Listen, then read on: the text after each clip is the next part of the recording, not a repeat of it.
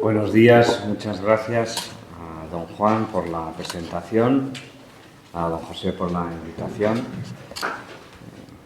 También para mí es un gozo poder venir a Jerez y encontrarme con don José y con don Ignacio Artel. Hemos sido compañeros en Roma, hemos compartido desayunos en el Colegio Español. Y efectivamente, lo último que ha dicho don Juan, hay una pieza de esta diócesis en esta exposición que don Demetrio quiso para la Mezquita Catedral de Córdoba y que ahora la diócesis de Toledo ha querido tener. Y es este Cristo con una historia tan peculiar que mejor que ninguno podría contarla don Rafael Pinto, ¿no?, que se encontró en el 2018 emparedado en la iglesia de Puerto Serrano, ¿no? Muy expresivo de lo que es la fractura de la comunión en la iglesia, ¿no? Uno cuando ve ese Cristo pues le vienen las palabras de San Agustín que dice que el cismático pues sigue siendo miembro de Cristo, ¿no? Sigue siendo miembro del cuerpo de Cristo, pero no tiene vida porque se ha separado de la cabeza, ¿no? Por eso elegimos esta talla del 16, probablemente maltrecha, pero que con ese aspecto puede ilustrar mejor que otra más típica para una exposición lo que es el dolor de la falta de comunión, ¿no? Como anécdota, la conservadora de la... Un poquito más alto. Ah, sí, sí. Si puedes. Como anécdota, la conservadora de la catedral, de la Mezquita Catedral de Córdoba, cuando se abría la pieza del Cristo de Puerto Serrano, se llevó las manos a la cabeza diciendo: se han equivocado. No puede ser que esta pieza sea para la exposición, y sin embargo, sí, ¿no? Ahí está, como una especie también de llamada a mantener esta comunión. Bueno, entonces he pensado que, como no es la única tampoco esta conferencia sobre el Concilio de Nicea, tratar este aspecto de la comunión y tal vez también del símbolo conjuntamente, ¿no?, del credo niceno o símbolo niceno. Entonces mi conferencia tendrá 5 epígrafes, ¿no?, e iré como ilustrando con fuentes que nos han llegado. Nos gustaría siempre tener más, muchas de ellas son fragmentarias, pero iré ilustrando lo que voy a ir diciendo leyendo parte de estas fuentes. Entonces, bueno, voy a presentar también este libro, que yo creo que es un libro interesante para poder estudiar el Concilio de Nicea. Está en la editorial Sígueme y está preparado por Samuel Fernández de Izaguirre, también compañero en el mismo momento de estudios en Roma, pero de Santiago de Chile. O sea, este no vivía en el Colegio Pontificio Español, pero José también le conoce bien. Él estudió teología patrística y ha preparado en lengua griega o latina, según el caso, o incluso siriaca, con su correspondiente traducción española en el otro lado, las fuentes que podemos recabar sobre el Concilio de Nicea. Bueno, como lo voy a citar abundantemente, o sea, no a él, sino a las fuentes que él cita, pero me voy a valer de su trabajo, por eso también lo presento. El primer punto sería la comunión en torno a una verdad expresable en palabras. La comunión en la fe se establece en torno a una verdad que, dicho con palabras de unos y otros, todo lo vence. Así, si vamos, por ejemplo, a una fuente de Arrio mismo, ¿no?, en carta a Eusebio de Nicomedia, en la presentación dice: a Eusebio, señor, hombre de Dios, fiel y ortodoxo, le escribe Arrio, el injustamente perseguido por el Papa Alejandro. Papa aquí es para obispo de Alejandría, no es obispo de Roma, sino es obispo de Alejandría, con una distinción honorífica por el Papa Alejandro a causa de la verdad que todo lo vence. Arrio se presenta a sí mismo como el perseguido a causa de la verdad que todo lo vence. Estamos en el año 322 y esta es la que algunos consideran, o este es el que algunos consideran el primer documento explícito de la controversia arriana, este que acabo de leer, esta carta de Arrio a Eusebio de Nicomedia. En carta de Alejandro, en cambio, a los presbíteros de Alejandría, dice así Alejandro: pero los de Eusebio los han acogido a los de Arrio, maquinando para entremezclar lo falso con la verdad y la piedad con la impiedad. Pero no prevalecerán, dice Alejandro de Alejandría, que es el obispo que se enfrentó a Arrio, ¿no? Perdón por recordar cosas que a lo mejor son sabidas por todos, pero a lo mejor hay alguno que le pueden ayudar. Entonces, este obispo de Alejandría, Alejandro, dice: pero no prevalecerán Arrio y los suyos, pues la verdad vence. Y luego cita 2 Corintios 6, 14, 15. Y no hay ninguna comunión entre la luz y las tinieblas, ni hay armonía entre Cristo y Belial, que es una cita, como sabemos, de 2 Corintios 6, 14, 15. Pero bien, quiero decir que tanto Arrio como Alejandro, que están enfrentados, se consideran a sí mismos valedores de la verdad que todo lo vence. Para Arrio, quienes no están de acuerdo con la fe que él sostiene son herejes. Entonces, citamos de nuevo esta carta de Arrio a Eusebio de Nicomedia, donde dice: Arrio se presenta a sí mismo, está escribiendo a Eusebio para decirle: mira cómo mi obispo Alejandro me persigue injustamente, porque yo sostengo esto que tú también sostienes, Eusebio. Este Eusebio es Eusebio de Nicomedia, muy cerca de Constantinopla, muy cerca del emperador, ¿no? O sea que entonces tener como el apoyo de todavía Constantinopla no se ha construido. Tener el apoyo de Nicomedia era como tener el apoyo de un obispo muy cercano al emperador, ¿no?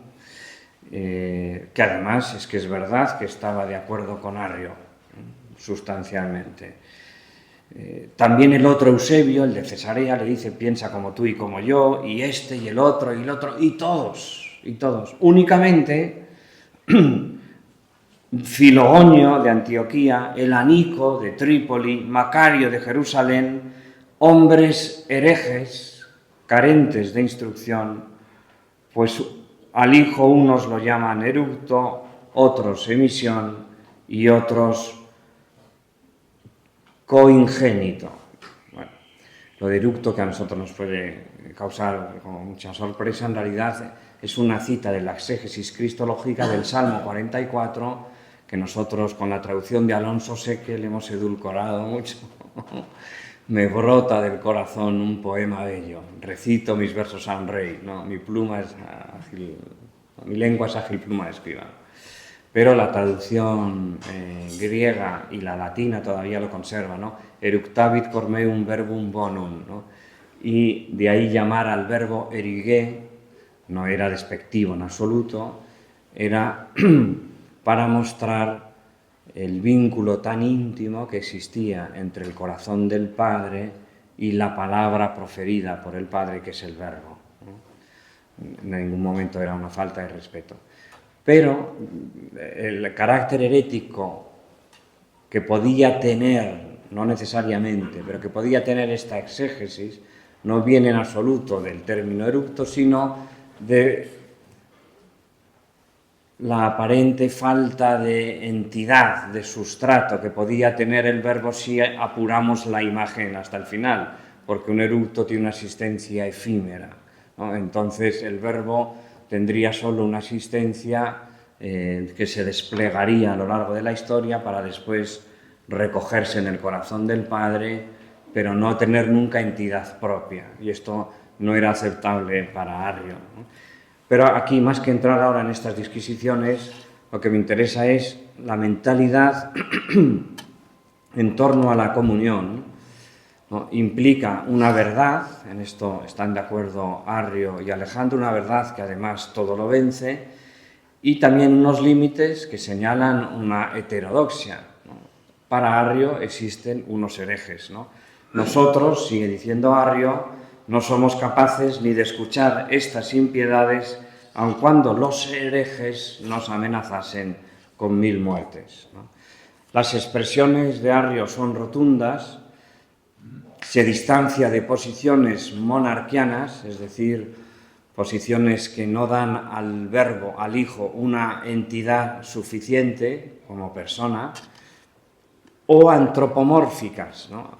En el sentido de pensar, proyectar, ¿no?, la generación animal o la generación humana al caso de la generación del verbo, como si el Dios fuese un cuerpo, ¿no?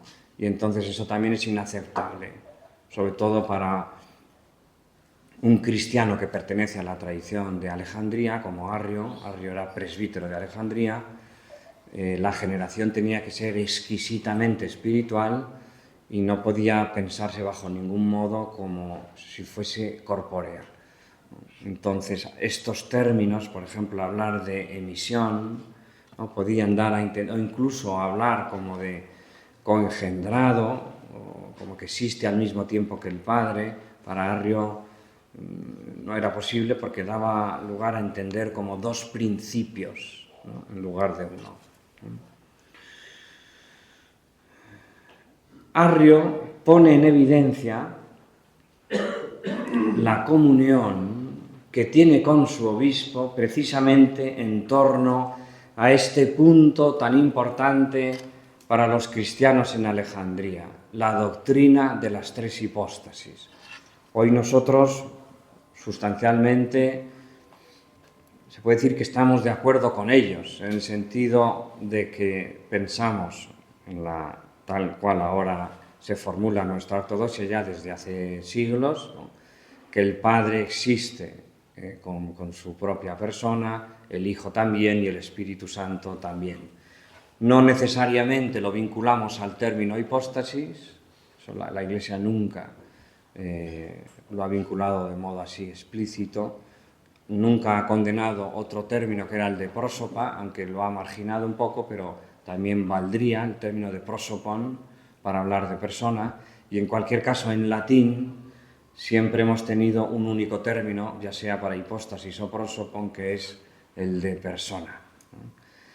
El propio Agustín, cuando trata de esto, dice: los orientales hablan de hipóstasis, y termina haciendo una concesión. Ellos sabrán, yo no entiendo por qué, pero se lo dejamos. O sea, como que al final los términos tampoco siempre terminan siendo lo decisivo para identificar la comunión verdadera, ¿no?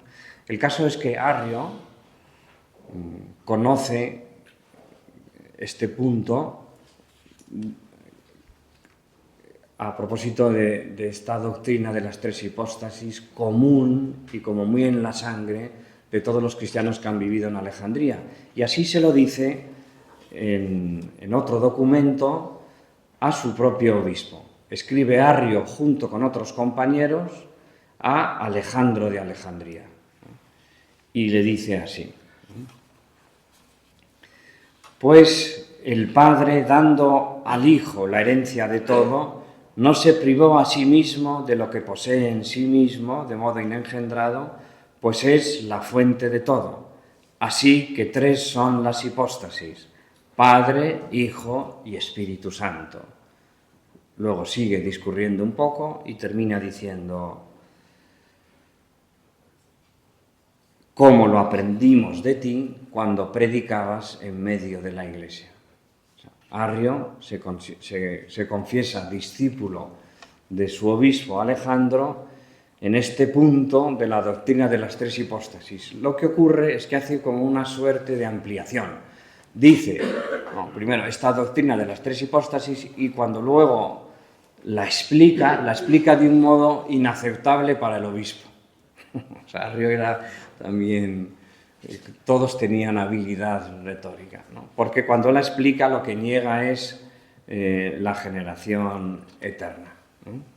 Arrio, por lo tanto, vincula la doctrina de las tres hipóstasis a la generación temporal del Padre, debilitando la relación de Padre e Hijo, como si eso no fuese constitutivo del ser divino, ¿no? Es muy interesante porque yo creo que este punto, que para mí es decisivo, nunca está tan claro como en esta carta de Arrio y compañeros al obispo Alejandro de Alejandría. Leo, ¿no? Dice Arrio y compañeros, porque no es eterno ni coeterno el Hijo, ¿no? Ni coengendrado con el Padre, ¿no? Como si no tuviese principio, existiese como dos principios en paralelo. Tampoco tiene el ser simultáneamente con el Padre, como algunos que hablan de las relaciones. Aquí se está refiriendo precisamente al obispo. El obispo lo pensaba así, Alejandro de Alejandría. Pero él al obispo le ha puesto como en esta especie de trampa, se puede decir así. Confieso contigo la doctrina de las tres hipóstasis. Y antes de decir, como tú mismo lo enseñabas en medio de la Iglesia, y yo lo aprendí de ti, ¿no? Él dice, y esta doctrina hay que entenderla de esta manera, pero eso ya no lo enseñaba así Alejandro, ¿no? Cuando dice cómo hay que entenderla, aquí él aplica como de un modo muy rígido principios de la filosofía pagana, de manera que donde hay unidad no puede haber relación. Donde existe el uno, no puede existir el dos o el tres. La unidad es una unidad sola, no es una unidad plural. En cambio, los cristianos, no porque hagan como alardes intelectuales, sino porque todo lo piensan a partir de Jesús, descubren una alteridad muy grande que no se puede reducir entre el Hijo y el Padre. Y al mismo tiempo descubren que ese Jesús, o descubrimos que este Jesús es también divino, es también preexistente, es también Dios. Por otro lado, adoramos un único Dios.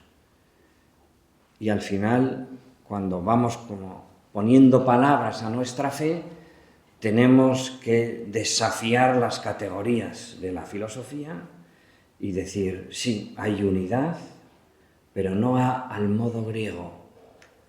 Hay una unidad que implica una relación. Y no la implica de un modo derivado, posterior. O sea, no primero es uno y después de ser uno es trino. No primero existe como Dios y después podemos decir que es Padre e Hijo. Ni primero es Padre e Hijo y después se unen formando un solo Dios, sino que lo que tenemos que confesar con las palabras es un misterio que no acertamos a comprender mejor, pero sí acertamos a custodiar, ¿no? Y entonces hablará Agustín con más soltura entre el cuarto y el quinto, a comienzo del siglo V, que la Trinidad es el amor del Padre y del Hijo. El Espíritu Santo es el amor del Padre y del Hijo. O sea, hablando ahí, está diciendo todo, ese amor que es uno, de dos, que al mismo tiempo procede y se convierte en un tercero. No se puede decir cuando, de hecho, pues muchas veces la asignatura que se ha explicado, ¿no?, durante tantos años era de Deo uno et trino, teníamos que decir primero uno. No puedes decir, tienes que decir uno et trino. Había que tomar partido, pero luego había que decir, ojo, que no es primero uno y después trino, que es de lo que acusaron a la teología occidental, o de lo que a veces es un déficit de la teología occidental, ¿no? No tomar en consideración que la relación es original en el misterio divino, en el misterio de nuestro Dios. Los judíos la excluyen, los musulmanes, tan distintos por otros aspectos, coinciden en esto con los judíos, también la excluyen, ¿no? Los cristianos, de un modo insólito, ¿no?, confesamos, precisamente porque Dios es amor, que Dios es uno y es más de uno, y es más de uno. Entonces, este punto de la relación, Alejandro lo tenía bien claro, ¿no?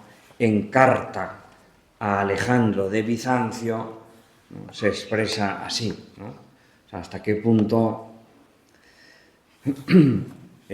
Arrio no era sincero, o al menos no acertaba, podría ser que no lo hiciera del todo voluntariamente, cuando decía, yo he aprendido de ti, cuando hablabas en medio de la iglesia todo esto. No mezcles. Puedes haber aprendido de Alejandro la doctrina de las tres hipóstasis, Padre, Hijo, Espíritu Santo, subsistentes en sí mismos, ¿no? Pero no has aprendido de él que las relaciones no formen parte original del misterio de Dios, porque así se expresa Alejandro, ¿no? Así pues, una vez que se ha mostrado del todo impía la premisa de la nada, necesariamente el Padre es eternamente Padre. Es Padre del Hijo que está siempre ante Él, a causa del cual es llamado Padre. Aquí está clarísimo. O sea, no sería Padre si no estuviese siempre ante Él, subsistentemente, con su propia hipóstasis y formando unidad, el Hijo. Es el principio de la relación. Es evidente que la discusión gira en torno a cómo comprender los misterios de Cristo, del Verbo hecho carne para nuestra salvación, tanto para Arrio y los suyos como para Alejandro y los suyos, de la relación que tiene Cristo con Dios Padre y Creador.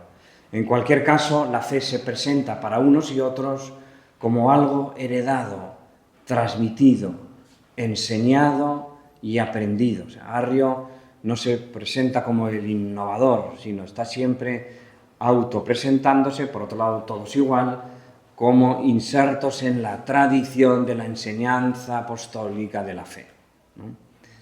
No pertenece la fe, por tanto, a uno en particular, sino que es el sujeto, el que cree, es la Iglesia misma. Y en esto están todos de acuerdo. También están de acuerdo en que esta fe en Jesucristo se puede y se debe expresar con palabras concretas hasta el punto de que éstas pueden delimitar la recta fe de aquella que no lo es. Podríamos incluso decir que están de acuerdo en que esta verdad no es el fruto de razonamientos, sino que es también y antes fruto de la oración, ¿no? Nos recordaba don José aquello de Dionisio de Pagita, el pseudo Dionisio, y Eusebio de Nicomedia, en carta a Arrio, le dice así: ya que comprendes rectamente, Eusebio de Nicomedia a Arrio, ¿no?, ya que comprendes rectamente, reza para que todos tengan el mismo modo de comprender. Arrio no fue escuchado. Pero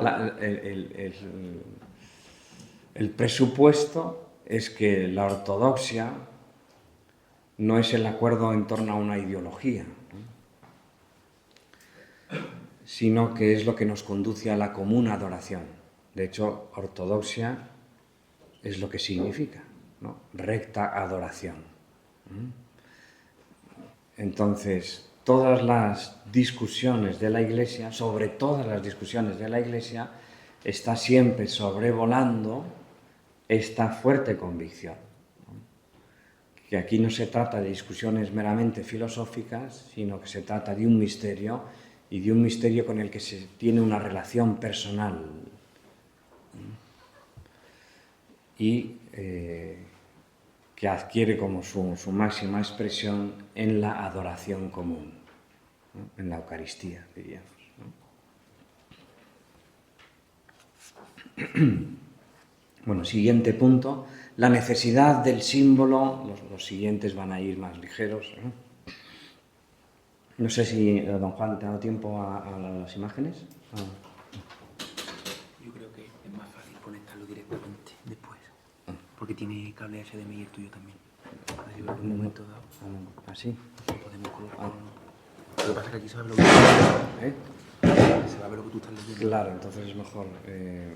Si no me intento yo. Sí, es mejor. Sí, porque si no, no puedo poner al mismo tiempo. Vale. Sí.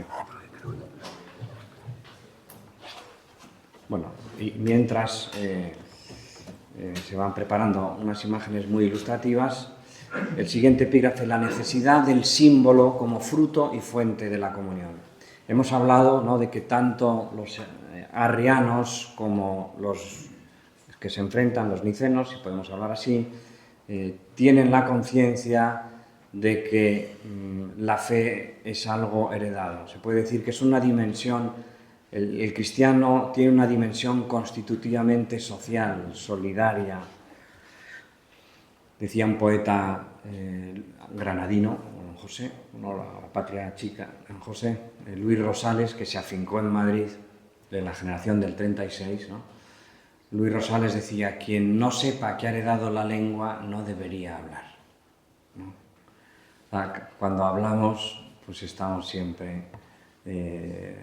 somos deudores de las glosas emilianenses, de Garcilaso, de Góngora, yo qué sé, ¿no? de Carlos Murciano, ¿no?, poeta cercano aquí, que yo le he conocido en persona, que es de Arcos de la Frontera, creo. No sé si es Jerez o es Cádiz. Es Jerez. Pues... Tenemos aquí varios de Arcos. Sí. Pues bueno, es el momento lírico más inolvidable para mí en la Universidad San Dámaso. Fue un recital de Carlos Murciano, que además, como estaba casi ciego, recitaba sin leer, ¿no?, las poesías que él recordaba de memoria y las introducía, ¿no?, en un contexto de jornada de poesía religiosa, ¿no? Fue una maravilla. Bueno, pues no creemos más que formando parte de una herencia, de una historia. Y esto es lo que se quiso poner de relieve cuando a las fórmulas de fe se les ha denominado, o se les denominó en la antigüedad, símbolos. No sé si tenemos ya la imagen. Sí. Bueno, pues los símbolos, ¿no?, son una serie de objetos a los que se denomina así. No, lo puedes poner tú, desde ahí, de dónde está. Sí. A ver si llega el cable. Sí. A mí que todo está... No. Vamos a nivel todavía. Son una serie de símbolos, de objetos, a los que se denomina así, desde el siglo VI antes de Cristo. Voy a poner solo 3 imágenes, pero suficientes para ilustrar, ¿no? Desde el siglo VI antes de Cristo hasta el siglo I después de Cristo, o sea, un arco de 700 años. Sobre todo se conservan en la península ibérica y en Italia también, la península itálica, no tanto en otros lugares, ¿no? Pueden ser de bronce, de hueso, de marfil, pueden tener forma geométrica, forma animal, otro tipo de formas, y suelen contener alguna alusión inscrita al pacto establecido por 2 partes, que pueden ser 2 particulares o 2 ciudades, y tiene valor el objeto de garantía de dicho pacto, también para los descendientes. Funcionaba a modo de contraseña, quedándose cada una de las partes con una mitad que correspondiera única y exclusivamente con la otra. Este que estamos aquí exponiendo es un símbolo conservado en el Museo Arqueológico Nacional que fue encontrado en un pueblo de la provincia de Teruel. Es del siglo I a.C., está en bronce, hecho de bronce, y se conoce como la tésera de Turulio. El soporte, o sea, la forma, como veis, no es geométrica, sino que está figurada por dos manos entrelazadas, que son la representación habitual de la concordia en los documentos latinos y en el mundo latino, ¿no? En las monedas muchas veces hay dos manitas, así, ¿no? Que se pueden unir y separar, están machiembradas, pues se ve por el lado, aquí no se ve en la foto, bueno, se ve un poquito quizás la muesca, ¿no? Pero se podían separar, ¿no? Y el reverso de ambas partes era perfectamente plano para poder contener inscrito lo sustancial del acuerdo. Si vamos aquí, este es el revés, donde dice Tessera Hospitalis cum Publio, o sea, la P solo, Turulio, Publii, solo la P, Filio, solo la F, Maicia Tribu, que significa pacto de hospitalidad con Publio Turulio, hijo de Publio de la tribu Mecia. Esto era suficiente para que, a lo mejor, Publio y todos sus descendientes, ¿no?, cada vez que fueran a ese lugar de la provincia de Teruel, pues tuvieran un acuerdo clientelar garantizado gracias a esta pieza, ¿no? Este gesto de las manos entrelazadas se ponía explícitamente en relación con la fides latina y la concordia, así como acompaña a las manos en muchas monedas romanas la leyenda fides. Es como este pacto me sirve para confiar, para garantizar, ¿no?, un acuerdo, ¿no? Y estaba también vinculado a veces a la idea de juramento militar. Bien, un poco más adelante se sigue llamando símbolo ya no a piezas que se dividen simétricamente, de modo que cada parte se queda con una, sino a unas planchas de bronce, como esta que vamos a poner ahora,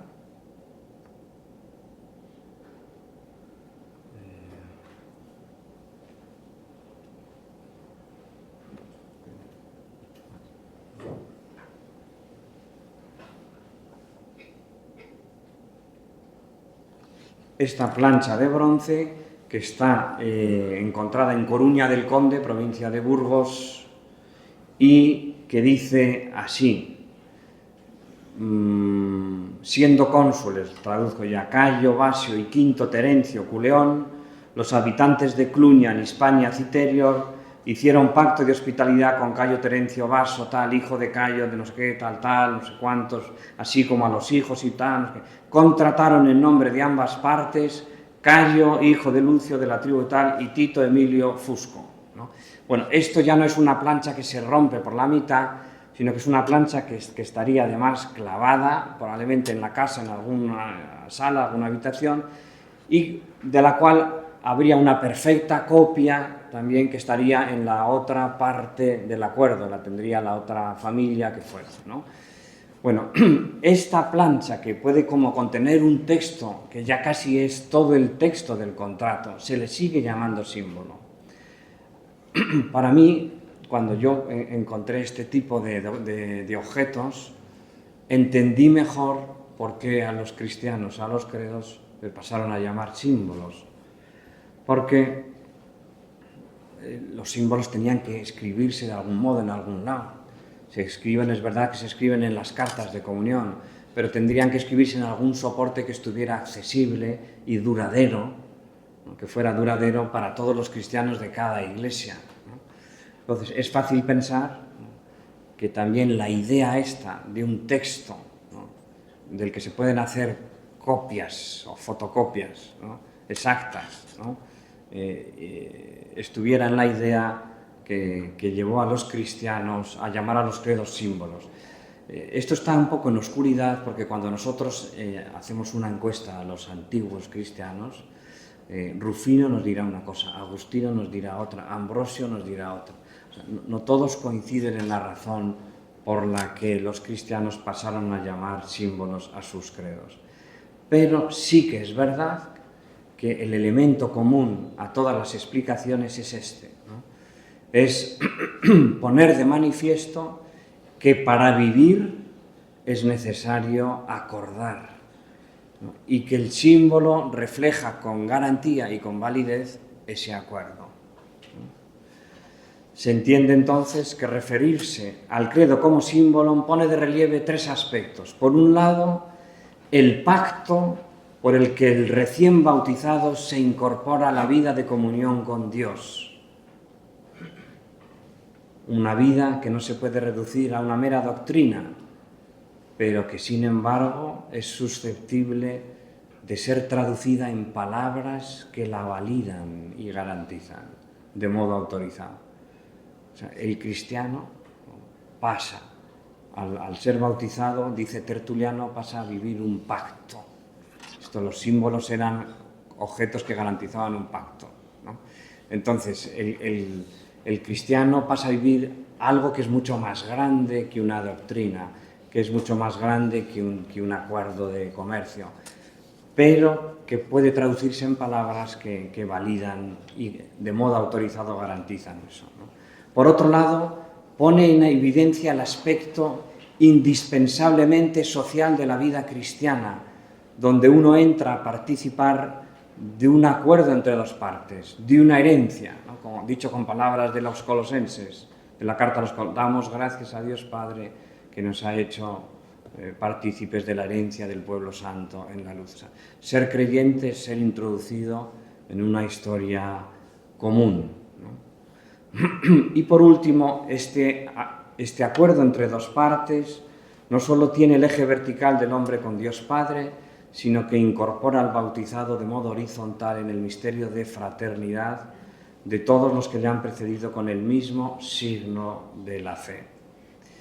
Con palabras de Ratzinger, el símbolo es el fragmento que al encajar con el otro permite el reconocimiento mutuo y la unidad, expresa y hace posible la unidad. Cada persona posee solo la fe, dice Ratzinger, como símbolo, como fragmento incompleto y roto que solo puede encontrar su unidad y totalidad en unión con los demás. Solo con el Symbalein, es decir, uniéndose con los otros, se puede lograr el Symbalein con Dios, el unirse con Dios, dice Ratzinger.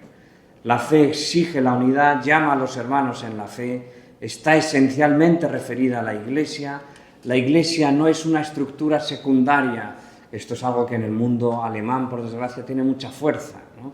Hacer de lo eclesial algo prescindible, algo, o todo lo más, una especie de andamio que mientras sirve para subir, pues tal, pero que una vez que uno ya está en la casa puede prescindir de él, ¿no? Ratzinger, teniendo probablemente presente esto, entiende la Iglesia no es una organización secundaria de ideas. La Iglesia constituye el elemento necesario de la fe, cuyo sentido consiste en el reconocimiento y la adoración comunes. O sea, el símbolo hace que yo reconozca en ese hombre que ha venido de Indonesia un hermano en la fe, o en ese canadiense, o en el otro chileno, ¿no? Yo reconozco un hermano porque tenemos el mismo símbolo y nos permite adorar en común el mismo Dios, ¿no? Vivir la misma vida cristiana.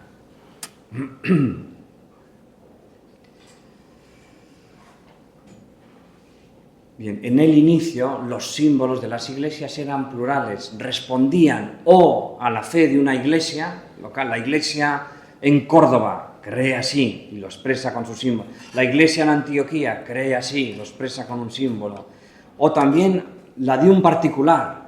Hemos visto que este presbítero no sabemos si predica o no predica bien. Se reúne un sínodo local y se le dice al presbítero que confiese la fe con un símbolo. Así parece que comenzó el sínodo de Nicea. Hay quien sostiene, y a mí me parece que yo creo que en esto podríamos estar de acuerdo casi todos.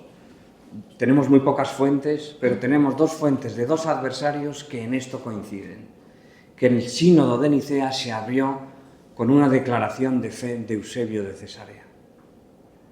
Cada fuente lo explica luego de un modo. Uno de ellos es el propio Eusebio de Cesarea, que lo explica como diciendo: yo les ofrecí a todos nuestro símbolo para que todos lo aceptaran.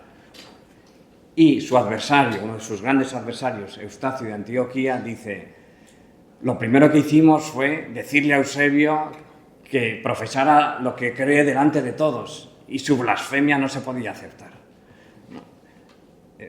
Pero lo que sí que parece es que el sínodo de Nicea, queriendo poner luz en torno a los arrianos, con los cuales se vinculaba Eusebio de Cesarea, se abre con la proclamación de un símbolo. Y esto era praxis común en la época. Lo que no es común, lo que es una novedad que se va como decantando poco a poco en la tradición de la Iglesia, es el hecho de que el símbolo de Nicea fuese el punto necesario de referencia de la ortodoxia. Me explico. Símbolos se ha seguido haciendo. Hubo un concilio en Granada en el año 40 y algo, ¿no? Me parece, en el siglo XX, que tuvo un credo. Pablo VI nos propuso el credo del pueblo de Dios, por hablar de dos credos del siglo XX, ¿no? Es decir, credos se pueden seguir haciendo toda la vida. En ese sentido, la Iglesia nunca ha prohibido que se compongan credos, ¿no? Pero lo que sí que de modo novedoso hizo fue vincular la ortodoxia al símbolo niceno, al credo de Nicea, ¿no? Esto no lo hizo inmediatamente en el Concilio de Nicea, sino que se va poco a poco decantando, probablemente de un modo un poco doloroso, porque se pidió esta referencia literal antes que hubiese una comprensión pacífica de lo formulado y una aclaración de posibles equívocos. Esta referencia, por ejemplo, ya la tiene muy clara Osio de Córdoba y Atanasio, 15 años después de Nicea, en el concilio de Sárdica, la actual Bulgaria, Sofía, 343, ahí ya está muy claro que una piedra de toque de la ortodoxia de todos tendrá que ser el símbolo niceno. Y eso que estaba claro desde el punto de vista, si queréis, como de la eclesiología fundamental, no estaba tan claro desde el punto de vista de la doctrina trinitaria. Entonces eso va a generar como un proceso doloroso hasta que Constantinopla, de algún modo, conduzca, ¿no?, el símbolo niceno por una calle más unívoca y menos equívoca, ¿no? Se puede decir así. Ahora, desde ese momento, el símbolo no solo es fruto de la comunión, no solo es expresión de la comunión, sino que a partir de aquel momento el símbolo de Nicea se convirtió también muy potentemente en fuente de comunión, especie de relación circular. Bueno, la comunión, voy aquí mucho más rápido, en torno al obispo y los sínodos. Desde el comienzo existe una especie de bipolaridad en la Iglesia, que podríamos decir, así con términos un poco jurídicos, de órgano personal, órgano colegial, ¿no? Se va decantando, sobre todo a lo largo del siglo II, el modelo de organización de la Iglesia que hoy más o menos podemos considerar asentado. Es decir, en cada Iglesia un obispo, digo más o menos porque tampoco está tan claro, en cada Iglesia un obispo, en torno a ese obispo un número de presbíteros y diáconos. Ahora, todo esto exige siempre como un balanceo entre lo personal y lo comunitario, ¿no? En general se está de acuerdo que a finales del siglo II lo que algunos llaman episcopado monárquico y otros prefieren llamar, yo con ellos también, monoepiscopado, está implantado a finales del siglo II prácticamente en toda la Iglesia, ¿no? Ese es el momento en el que se madura también el instituto sinodal, el nacimiento del sínodo, finales del siglo II. Hasta entonces había, por supuesto, medios e instrumentos de comunión, unos de ellos las famosas cartas de comunión, la caridad fraterna, ¿no? Se acogían cristianos de una comunidad a otra, a veces sin conocerse. Y surge este poderoso instrumento de comunión a finales del siglo II. ¿Cuándo o qué condiciones son las que provocan el nacimiento del sínodo? Una consolidación del monoepiscopado, si no sería imposible. Al mismo tiempo, una mayor difusión e implantación del cristianismo, del evangelio, en la superficie del Imperio Romano y fuera también del Imperio Romano. Y la conciencia por parte de los obispos de que había cuestiones que no podían resolver ellos solos.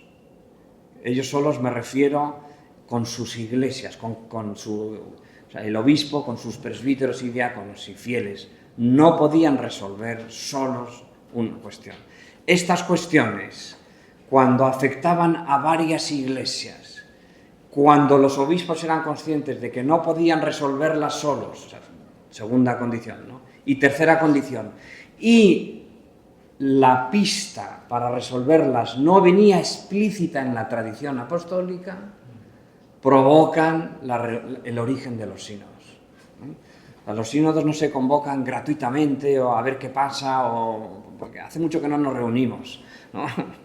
Sino que están urgidos por la necesidad de vivir en comunión. ¿Por qué? Porque hay cuestiones que están desafiando. Hay muchos montanistas ahora, pero no solo aquí, sino también aquí, ahí. Nos hemos dado cuenta que en muchas iglesias de la zona hay muchos montanistas que se consideran inspirados por una autoridad semejante al Nuevo Testamento, etc., ¿no? Y que están diciendo que la Jerusalén celeste va a bajar y que este oráculo de esta mujer o de este varón, no se puede decir que eran como carismáticos exacerbados, sin norma, se podría decir así. Eso está en el origen de los sínodos, por primera vez en la historia de la Iglesia. Entonces, a lo largo del siglo III, los sínodos se van van proliferando, se van difundiendo, y el siglo IV es como el esplendor de los sínodos. Entonces, enseguida, cada vez se van como, valga la expresión, globalizando más las cuestiones internas de la Iglesia y se va viendo la gran eficacia que supone resolverlas en sínodos, ¿no?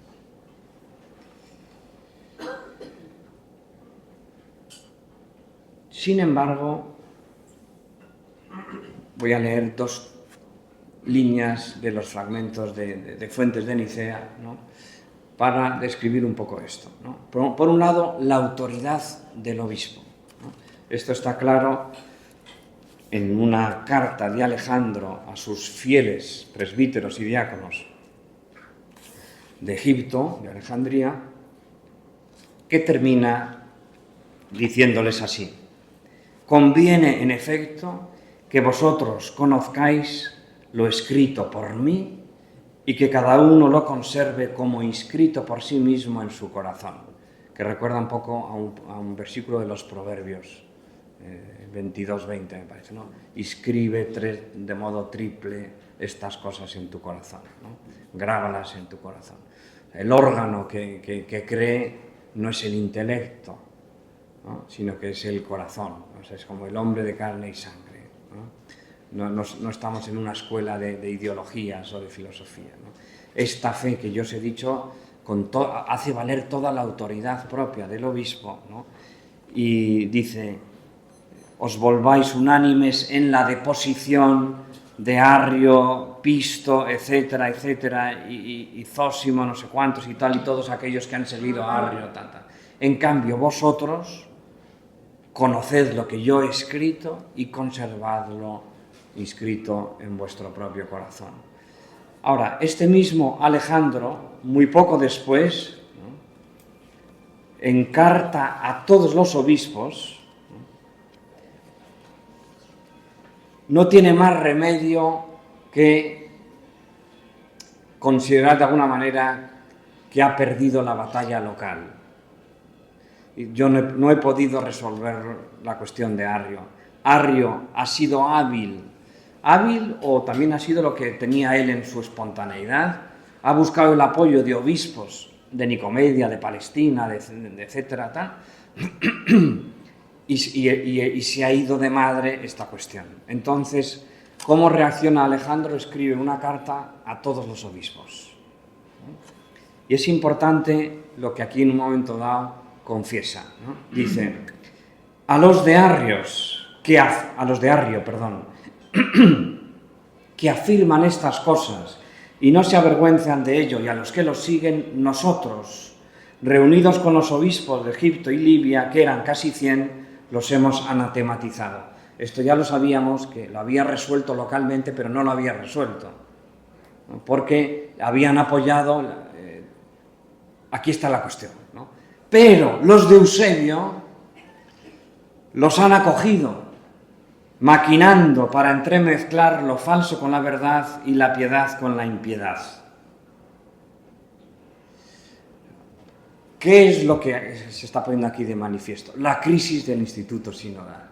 O sea, esto es algo curioso. O sea, en el momento, en el siglo IV, en el que el sínodo empieza como a rodar, ¿no? Y es una especie como de elemento indispensable de la vida de cada iglesia, ¿no? Para vivir en comunión, en ese mismo momento también, que es una de las cosas que yo me preguntaba siempre cuando estudiábamos de pequeños, iba a decir, cuando estudiábamos en el bachillerato la historia de la iglesia, yo digo, pero aquí entonces, ¿qué es lo que pasa? Porque todos están excomulgando unos a otros, ¿no? En el siglo IV. ¿Y quién es el que está en la Iglesia Católica? Yo creo que San Juan Crisóstomo fue como tan taimado y tan tímido, digamos, para avanzar en cuestiones como doctrinales y dogmáticas, porque si hacemos un poco memoria, cuando él fue niño, en Antioquía en ese momento había hasta 5 obispos. Imaginaos crecer en una iglesia, ¿no? y tener que elegir cada domingo a qué basílica de las 5 ir, o preguntarle a su madre, mamá, ¿cuál es la buena? ¿No? O sea que yo creo que Juan Crisóstomo se quedó totalmente, digo, yo me voy a dedicar a la moral y dejo la dogmática para otros, porque es muy fácil. Claro, la cuestión además es que no solo eran diferencias doctrinales, sino que era también una buena parte política y personal, ¿no? La que llevó a ese cisma de hasta 5 comunidades por algunos momentos en Antioquía, ¿no? Ahora, entonces, ¿qué es lo que ocurre en este momento? Que de algún modo se fuerza el desarrollo y la evolución del primado de Roma, del primado de Pedro, del sucesor de Pedro, ¿no?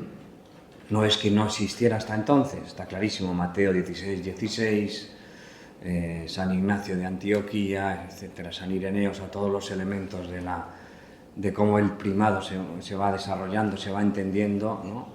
Ese carisma ya viene desde antiguo. Pero es verdad que la crisis sinodal fuerza como 2 vueltas de tuerca a lo largo del siglo IV. Una de ellas en el Concilio de Sárdica, donde Osio propone en un canon, Osio de Córdoba, que el obispo de Roma sea la última instancia de apelación para conocer la posición de un cristiano. Si resulta que a fulanito lo ha excomulgado este sínodo y este otro sínodo lo ha aceptado, ¿quién dirime? Porque no pueden ser unos obispos o no van a tener razón estos porque son 20 y estos no porque son 13. Un poco grosero el asunto, ¿no? Y yo creo que aquí, esto es una hipótesis que no puedo probar, pero en esta propuesta de Osio hay también ya una cierta desilusión del modo con el que Constantino ha conducido la crisis y le quiere arrebatar a Constantino una prerrogativa propia del sumo pontífice pagano. O sea, Constantino como emperador tenía el título de Pontifex Maximus, es decir, sumo pontífice. Y él se creía que podía intervenir con derecho en todos los asuntos de la Iglesia, aunque a veces deja margen, o sea, es una actitud muy calculada, pero otras veces interviene.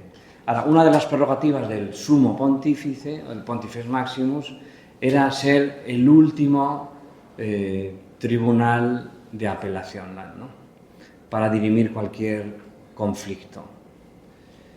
Y aquí Osio lo está proponiendo para que sea el obispo de Roma. Y se acepta, a todos les pareció muy bien. La pena es que todos eran solo unos. Faltaban otros muchos, pero bueno, ahí estaban unos cuantos. Y más adelante, con Papa Dámaso, se pide que todo acuerdo sinodal, para tener validez universal, ha de llevar el refrendo del obispo de Roma. Bueno, esto es como la comunión también, fruto del obispo y los sínodos, pero también provocando el desarrollo de la doctrina del primado. En este sentido, Arrio se puede decir que también él estaba persuadido de que la comunión necesitaba de símbolos y necesitaba también de sínodos y necesitaba también de la autoridad del obispo. Arrio no discute nada de esto. Quizás donde ya no podría estar de acuerdo sería en el desarrollo de la doctrina del primado, a no ser que se hiciese una especie de nudo consigo mismo, ¿no? Bueno, y por último, trato el punto cuarto, y luego el quinto, simplemente lo mejor que puedo hacer es no leerlo para ser breve, ¿no? El punto cuarto sí que quería un poco tratarlo porque me parece un poco deficitario hoy. No sé, que también es una provocación que quiero hacer en este momento en el auditorio, ¿no?, para que reflexionemos entre todos. El sentido pastoral de la excomunión, ¿no?, o el sentido pastoral de los anatemas. Soy consciente de que es un punto políticamente incorrecto. En un mundo en el que no se acoge bien la firmeza en el ámbito doctrinal como el de hoy, hablar de excomunión no resulta cómodo. Fácilmente uno es tildado de intolerante, rígido, inflexible, ultraconservador, etc.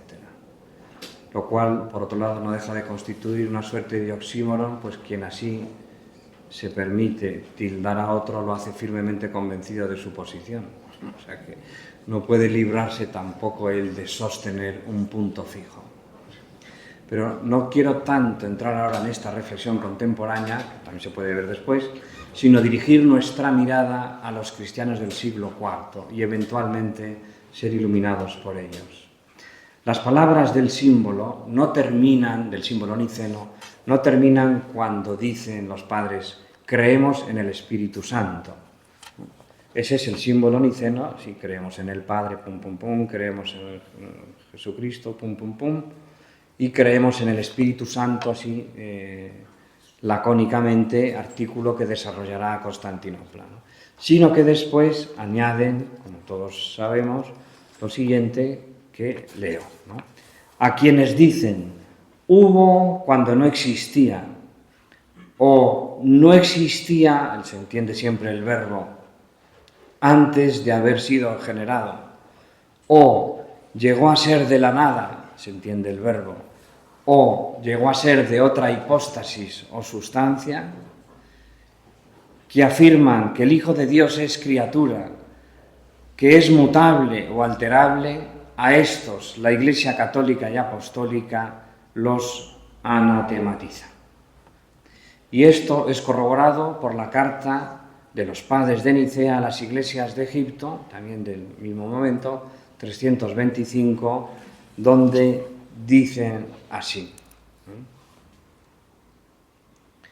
En primerísimo lugar, dicen estos padres sinodales a Egipto. ¿Por qué? ¿Por qué escriben una sola carta a los de Egipto? Y luego escribirán también a todos. ¿Pero por qué una sola a los de Egipto? Porque una de las cuestiones tratadas en Nicea fue el cisma de Melicio. Era un cisma que algunos piensan penitencia, o sea, disciplinar.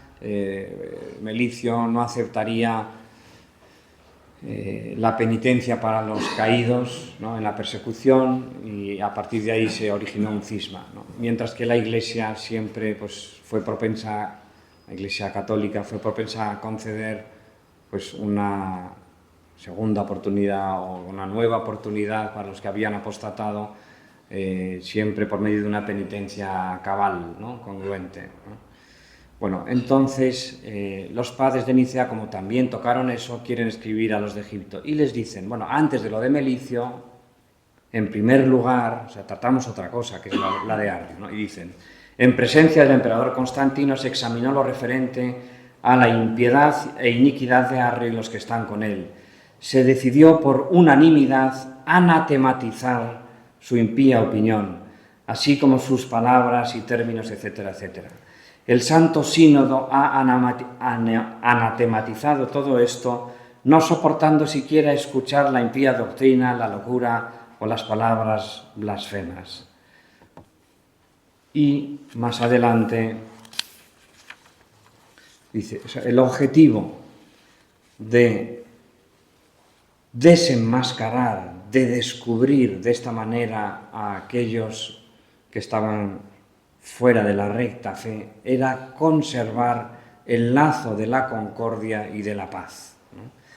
Así lo expresa Alejandro en esa carta que leíamos antes, ¿no?, escrita a todos los obispos. Dice, dado que el cuerpo de la Iglesia, justo antes de Nicea, dado que el cuerpo de la Iglesia católica es uno, y dado que en las Divinas Escrituras se encuentra el precepto de conservar el lazo de la concordia y de la paz, os escribo mutuamente, para que si un miembro sufre o se alegra, suframos o nos alegremos los unos con los otros. Pues bien, en nuestra iglesia, nuestra parroquia, pero en sentido de iglesia, han surgido ahora hombres sin ley y enemigos de Cristo, los cuales enseñan una apostasía que con buenas razones alguno podría considerar y calificar como precursora del anticristo. Es decir, el presupuesto es la iglesia es una sola, el cuerpo de la Iglesia Católica es uno. Y conservar el lazo de la concordia y de la paz no es una cuestión de número, sino es una cuestión de profesar la fe común. Aquellos que no la profesan, me da igual si son 2 o 2 millones, son enemigos de Cristo, son enemigos de la concordia y de la paz. O sea, no es una verdad parlamentaria, no es una cuestión de mayorías.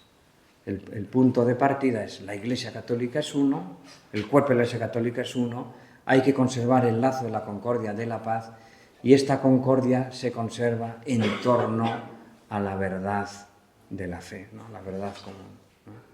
Entonces no tendrá inconveniente en decir, los que se han vuelto apóstatas son Arrio, Aquila, Aitales, Carpón, otro Arrio, Sármata, Euzoyo, Lucio, Julio, Menas, tal. ¿Por qué los señala? Para que no le reciban y no perviertan la comunión.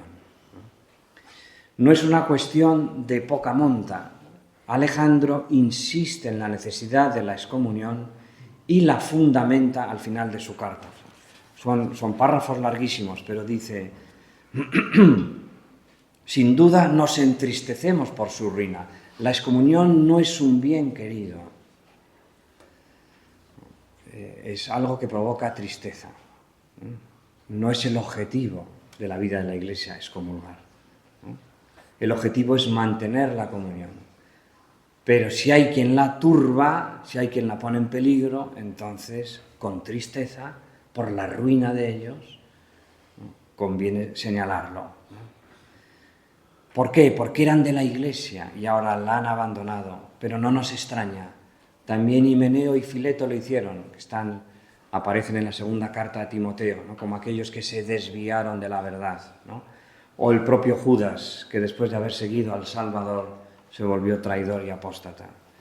Pero no estamos sin instrucción acerca de esto, pues el Señor predijo, poned atención de que ninguno os engañe, vendrán muchos en mi nombre diciendo soy yo, etcétera, etcétera. Dado que nuestro Señor y Salvador y el apóstol nos ha ilustrado acerca de esto, en consecuencia nosotros, que hemos sido testigos directos de su impiedad, los hemos anatematizado, declarando a estos tales ajenos a la Iglesia católica y a la fe. E insiste, porque la excomunión, que no les saludéis. Por eso digo, nos da en rostro con esta mentalidad tan woke que tenemos ahora mismo, ¿no? Es que ni les saludéis, dice. Pues corresponde que vosotros, por ser cristianos, evitéis a todos los que hablan contra Cristo. Piensan como quienes combaten a Dios y son corruptores de las almas, y que ni siquiera les dirigéis el saludo a estos tales, para que no entréis en comunión también con sus pecados, como advierte el bienaventurado Juan. Es un modo muy fuerte de entender esta comunión. Una de las razones, la dice en otro momento Alejandro, es que no quiero que los inocentes sean engañados. Es proteger la fe de los sencillos. Bien, esta expresión de anatema, como sabemos bien, viene del propio Pablo, ¿no? Gálatas 1:9. Si alguno os anuncia un evangelio distinto del que habéis recibido, sea anatema. Bueno, aquí queda este punto. Y ya el último era, pero que lo digo muy rápidamente, la comunión en torno a un proyecto humano-político, ¿no? Constantino se expresa de un modo muy variable y muy voluble a propósito de la controversia arriana. Antes del Concilio de Nicea, recrimina a Arrio y Alejandro por discutir en torno a cuestiones totalmente banales, cuestiones de poca importancia, insignificantes. Os debería dar vergüenza. Tú, Alejandro, hiciste mal en preguntar a Arrio qué es lo que pensaba sobre este pasaje de los proverbios, ¿no? Y de la generación del verbo. Y tú, Arrio, te tenías que haber callado para ti lo que pensabas. Eres un imprudente porque se lo dijiste. Y lo que habéis hecho mal todos es discutir por esto, ¿no? Él tiene la mentalidad. Hay quien piensa, lo digo así honestamente, que aquí Constantino está dependiendo de un modo de entender la fe según el cual hay una serie como de cuestiones que son como comunes para todos y otra serie de cuestiones como más finas que deben ser solo reservadas a los eruditos y estudiosos. Entonces, que lo que hicieron mal Alejandro y Arrio es, en público, en la Iglesia, divulgar estas cuestiones como bizantinas, podríamos decir así. Yo no pienso tanto esto, pero digo, honestamente hay quien se dedica a esto y lo piensa. Yo pienso más bien que en Constantino se traduce la mentalidad del pagano, para el cual la religión se limita a una praxis. No existe ortodoxia en la religión pagana. No existe una serie de verdades traducibles en palabras. Lo que es lo correcto es hacer el rito de esa manera. Y si el sacerdote se equivoca en una rúbrica, puede ser enterrado vivo. No sé si aquí hay algún liturgista que sea partidario de esto. Seguro puede haber estas deformaciones en algún liturgista. Pero, bueno, así eran los paganos. Eso está escrito, ¿no? ¿Por qué? Porque se ponía en riesgo la paz con los dioses en la realización de ese culto, ¿no? De hecho, Constantino, antes de Nicea, dice que de lo que se trata es de mantener como la opinión común en torno al Dios providente, único Dios providente, y darle culto de modo correcto entre todos. Es como limita, reduce al máximo el elemento doctrinal, la existencia de un único Dios providente, no sabemos bien qué significa eso respecto a la Trinidad, y darle culto, ¿no? O sea, como la celebración dominical, que sí que le preocupa la unidad de la Pascua. Y lo escribe de su propia pluma, ¿no? Escribe en torno a la unidad, un asunto que a Ireneo no le preocupaba, en cambio. Es curioso. A Ireneo decía, le dice al Papa, al obispo de Roma, Ireneo, siglos atrás, dice, oye, pero ¿qué problema hay en que los cristianos de Asia celebren en una fecha y los de Roma en otra? Dice, la diversidad de la praxis pone de manifiesto lo común de la fe, decía San Ireneo. Y el obispo se la envaina y esa medida que había tomado tan grande la contiene, ¿no? O sea, es justo de modo opuesto a Constantino.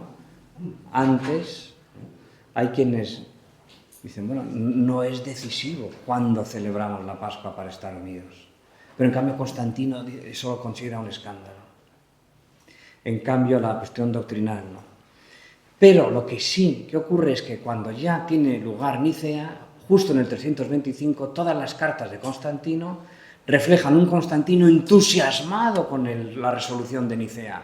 Y a Arrio lo pone, perdón por la expresión, a caldo de perejil.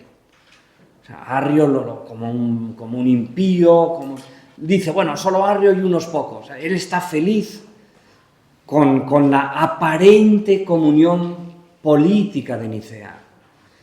Va a descubrir, poco después, que eso estalla por los aires. En realidad, la comunión va a ser mucho más dolorosa, mucho más paciente, va a ser más fruto de la presencia del Espíritu, que va a guiar, ¿no? Pues eso, con mucha dificultad, ¿no? La barca hasta el final del siglo IV, la comunión en este aspecto de doctrina trinitaria, ¿no? Entonces, hay una comunión que es la que he querido describir desde el principio, y hay otro, y sobre ella muchas veces están sobrevolando o interfiriendo otros modos distintos de entender la comunión que pueden afectar también a los hombres de Iglesia. Porque aquí quizás lo lamentable no es que Constantino fuera con esa mentalidad a gobernar la Iglesia. Lo más lamentable es que algunos pastores se dejaran gobernar de ese modo por las presiones de Constantino, como nos consta que así fue, ¿no? Bien, pues hasta aquí. Muchas gracias por vuestra atención. Termino.